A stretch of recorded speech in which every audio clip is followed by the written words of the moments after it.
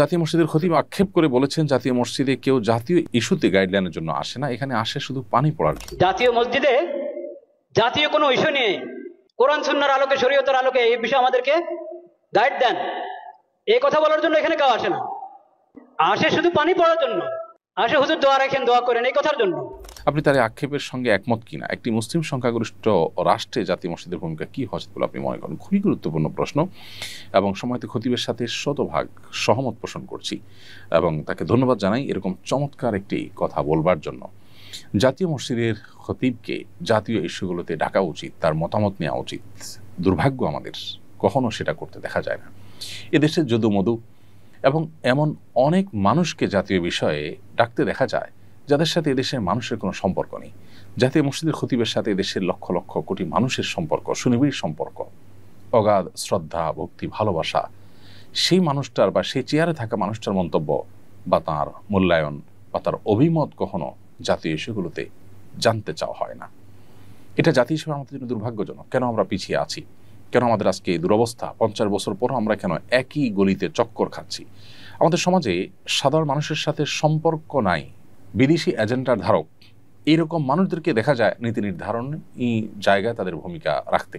তাদেরকে বারবার তাদের কাছে মাইক ধরা হয়, তাদের দিকে ক্যামেরা ধারণ করা হয়। ইমাম সাহেবদেরকে, ওলামা ইকরামদেরকে বরাবরের মতো ইগনোর করা হয়।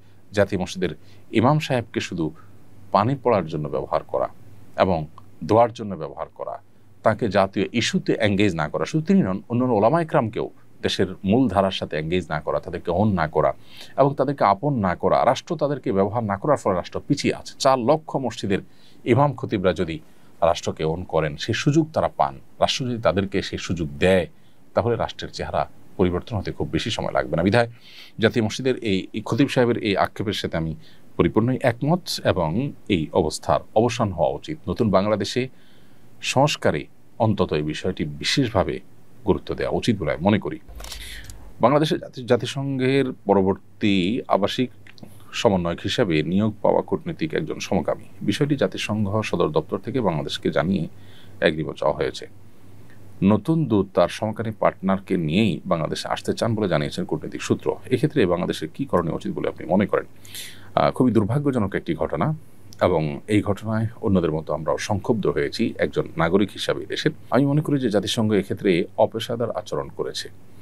যে দেশে ধর্মীয় মূল্যবোধকে, যে দেশের প্রায় সব মানুষ সর্বোচ্চ গুরুত্ব দিয়ে দেখে থাকে, সে দেশে এ ধরনের একজন মানুষকে দায়িত্বশীল হিসাবে পাঠানো এবং তার সাথে তার সেই জঘন্য কর্ম, বিশেষ করে দেশের প্রচলিত আইনে যেটি অপরাধ, সেরকম একটি কর্মকাণ্ড করছেন একজন, সেটার আবার অনুমোদন চেয়ে আপনার চিঠি চাওয়া বা অনুমোদন প্রার্থনা করা, এটা অপেশাদার আচরণ বলে আমি মনে করি। এদেশের মানুষের মূল্যবোধের প্রতি, এদেশের প্রচলিত আইনের প্রতি শ্রদ্ধা রাখা তাদের কর্তব্য ছিল। কেন ওলামা ইকরাম এবং এক শ্রেণীর দেশের কৃতি সন্তানেরা জাতিসংঘের এই মানবাধিকার অফিস করার বিরোধিতা করেছেন, এখন সেটা আমরা হাড়ে হাড়ে টের পাচ্ছি এবং অনুভব করছি। অফিস করার আগেই যদি অবস্থা হয়, তাহলে তাদের এজেন্ডা কি হবে এবং তারা দেশের মূল্যবোধকে কতটা হুমকির মধ্যে ফেলতে পারে, সেটা নিয়ে যথেষ্ট দুশ্চিন্তা করবার সুযোগ আছে। অতএব বাংলাদেশের উচিত, প্রচলিত আইনে যেহেতু সমকামিতা অপরাধ, অতএব সুস্পষ্টভাবে প্রকাশ্যে ঘোষণা দিয়ে এরকম কর্মকাণ্ডে লিপ্ত থাকা ব্যক্তি কোনোভাবেই এদেশে তথাকথিত মানবাধিকার এর প্রতিষ্ঠার কাজ করতে পারেন না। তাকে পরিষ্কারভাবে ডিনাই করা উচিত এবং এক্ষেত্রে এদেশের ধর্মীয় এবং সামাজিক মূল্যবোধের প্রতি শ্রদ্ধা দেখানোটা তাদের কর্তব্য ছিল। কিভাবে তারা সেটাকে বৃদ্ধাঙ্গুলি দেখিয়েছে বা কিভাবে সেটার বিরুদ্ধে তারা বাংলাদেশের কাছে প্রস্তাব পাঠিয়েছে, সেটা আসলে বোধের অগম্য।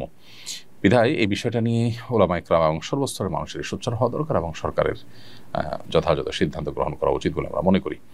আমি একজন শিক্ষক, আমার নির্ধারিত বিষয়ের পরীক্ষায় কম নম্বর পেয়ে একজন শিক্ষার্থী আত্মহত্যা করেছেন। যদিও এতে আমার কোনো অন্যায় ছিল না, তবু আমি অনুশোচনায় ভুগছি। কম নম্বর পেলে আত্মহত্যা করার প্রবণতা রোধে করণীয় কি? এই জন্য অতিমূল্যায়ন করে বেশি নম্বরও তো দিতে পারি না, পরামর্শ দিয়ে বাজিত করবেন। সম্মানিত শিক্ষক, আপনার এই অনুশোচনাটা, এটা আপনার দায়িত্ববোধের জায়গা থেকে, এটা আপনার মানবিক যে দিক আছে আপনার মধ্যে, সেই জায়গা থেকে হয়তো আপনি অনুশোচনায় ভুগছেন। আপনি নিজেও হয়তো বুঝতে পেরেছেন যে এখানে আসলে আপনার কোনো দায় নেই, আল্লাহর কাছে আপনি দায়ী হবেন না ইনশাআল্লাহ। কোনো শিক্ষার্থী পরীক্ষা খারাপ করলে আপনি তার খাতায় সে যা পেয়েছে সেই অনুযায়ী আপনি মার্ক দিবেন, এটি আপনার কর্তব্য। সেটা না করলে বরং অতি মূল্যায়ন করে যদি বেশি নম্বর দেন সেক্ষেত্রে এটি হবে খেয়ানত, এটা হবে অন্য শিক্ষার্থীর প্রতি অবিচার এবং জুলুম। এজন্য অতি মূল্যায়ন করা যাবে না। আপনি আপনার দায়িত্ব সঠিকভাবে পালন করবেন। কোনো শিক্ষার্থী যদি বিপদগামিতার পথে পা বাড়ায় তার দায় তার নিজের একান্ত। পরীক্ষায় খারাপ ফলাফল করার কারণে আত্মহত্যার দিকে চলে যাওয়া, পরীক্ষা দিতে না পারার কারণে পাগল পড়া হয়ে যাওয়ার ভিডিও আমরা দেখতে পাই বিভিন্ন সময়। এমনকি বাবা মা অস্থির হয়ে কান্নাকাটি করে পাগল পড়া হয়ে যান। এই বিষয়গুলো পরিষ্কারভাবে আমাদেরকে ইঙ্গিত করে, আমাদেরকে বার্তা দেয়, জানান দেয় যে আমরা প্রচণ্ড রকমে ভোগবাদী, বস্তুবাদী হয়ে গেছি। একজন মুসলিম যিনি আখিরাতে বিশ্বাসী, যিনি আল্লাহতে বিশ্বাসী, যিনি কোরআন এবং সুন্নাহয় বিশ্বাসী, তার অবস্থান, তার ক্রিয়াকর্ম কোন অবস্থাতে এরকম হতে পারে না। পৃথিবীর সব কিছু চলে গেলেও মানুষ হিসেবে কষ্ট তো আমরা পেতেই পারি, কিন্তু ভেঙে চুরে দুমড়ে মুশড়ে আত্মহত্যার পথে চলে যাওয়া, এটা আমাদের আখিরাতের প্রতি বিশ্বাসের সাথে সঙ্গতিপূর্ণ নয়। পরীক্ষা ফেল করা মানে আমার সব শেষ হয়ে যাওয়া নয়। আমার পৃথিবীর সবও যদি শেষ হয়ে যায়, আখিরাতটা যদি আমার ঠিক থাকে, তাহলে তো আমার খুশি হওয়া উচিত, শুকরিয়া আদায় করা উচিত যে আমার আখিরাতটা অন্তত ঠিক আছে। অতএব আমাদের মধ্যে ঈমানি চেতনা এটা দুর্বল হয়ে যাওয়ার কারণে, আখিরাতের প্রতি বিশ্বাসটা দুর্বল হওয়ার কারণে বৈষয়িক বিষয়টা আমাদের কাছে অনেক বড় হয়ে দেখা দেয়, এবং যার ফলশ্রুতিতে আমাদের এই অধঃপতন শুরু হয়েছে। গোটা পৃথিবীর বিভিন্ন প্রান্তে প্রান্তরে উন্নত দেশগুলোতে যে পরিমাণ আত্মহত্যার প্রবণতা এবং ঘটনাগুলো আমরা দেখি, সেগুলো কিন্তু একই ইঙ্গিত দেয় এবং একই কারণে হয়ে থাকে। অর্থাৎ বৈষয়িক বিষয়গুলো অনেক বড় হওয়ার কারণে মানুষ এ পথে যায়। একজন মানুষ যখন প্রকৃত অর্থে যখন তিনি আল্লাহর প্রতি বিশ্বাসী, আখিরাতের প্রতি বিশ্বাসী হবেন, তার দ্বারা কখনো এটা সম্ভব না। আল্লাহ বলেছেন, ওয়ালা ইয়াইআস মির রাউহিল্লাহি ইল্লাল কওমুল কাফিরুন, আল্লাহর রহমত থেকে অবিশ্বাসী সম্প্রদায় ছাড়া ঈমানদার নিরাশ হতে পারে না। নিরাশ হয়ে এই যে নৈরাশ্য থেকে আত্মহরণের পথে পা বাড়ানো, এটা কোনো ঈমানদারের সাথে যায় না। ঈমানদারের অভিভাবক আল্লাহ, তিনি সবকিছু দেখছেন। ঈমানদার বিশ্বাস করবেন যে সকল দুরবস্থা থেকেও আবার সবচেয়ে ভালো অবস্থায় মানুষ রূপান্তরিত হতে পারে, আল্লাহ সেটি করতে পারেন। সো আল্লাহ প্রতি সে বিশ্বাস, আস্থা থাকতে হবে। অনাস্থা, আস্থার দুর্বলতা, বিশ্বাসের ঘাটতি, এটাই মানুষকে দিকে নিয়ে যায়। অতএব এই ব্যাপারে আমাদের নতুন করে ভাবতে হবে।